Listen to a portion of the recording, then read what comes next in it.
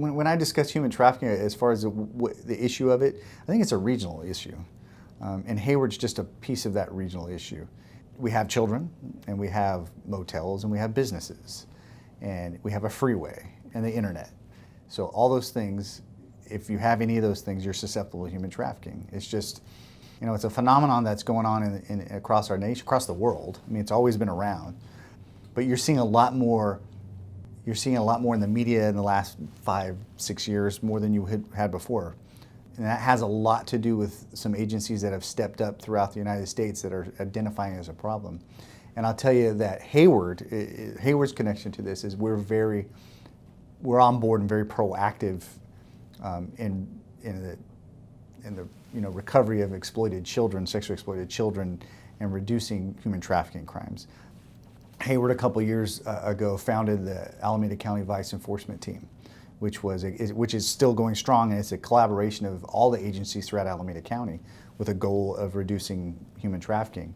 We have experts in the field working for this agency that teach all across the nation, and I think we're proactive. It has a little bit to do with our chief, buying into the idea that it's an important issue, and the community and the officers here who have all received training in human trafficking to understand that human trafficking is the impetus of a bunch of other crimes. Because your girls and boys that are being exploited aren't always just selling their bodies. The exploiters have them out doing other things. They have them out doing robberies and fraud and burglaries and shootings and other violent acts. So I think the mentality of people realizing that human trafficking is not selling your body, it's controlling someone to go by force, fraud, or coercion to go out and commit crimes for your benefit, for the exploiter's benefit. And Hayward has a piece of that. Like I said, we have motels, we have the internet, we have freeways that run through here. And when you have any of those kind of things, you have that issue. It's how you go about fighting it and making it very uncomfortable for exploiters to bring their business here. And it's not any one problem, it's not any one city, it's a regional effort. And that's how we attack it. So we try to be a leader in that area. We're not followers in it, we are leaders in the area of human trafficking enforcement. Is there anything that residents can do to help the police? Well, it goes back to having those strong ties and collaborations. I mean, if people know what human trafficking is, and if they understand what the indicators of it are, or even if they're not sure, I want them to understand that even if you're not sure, make that phone call, make that conversation. And I'll give you an example of the commercial sexual exploitation of children. It's probably the most prominent thing, the pimp and prostitute subculture. That is probably one of the most prominent things that we see in the area.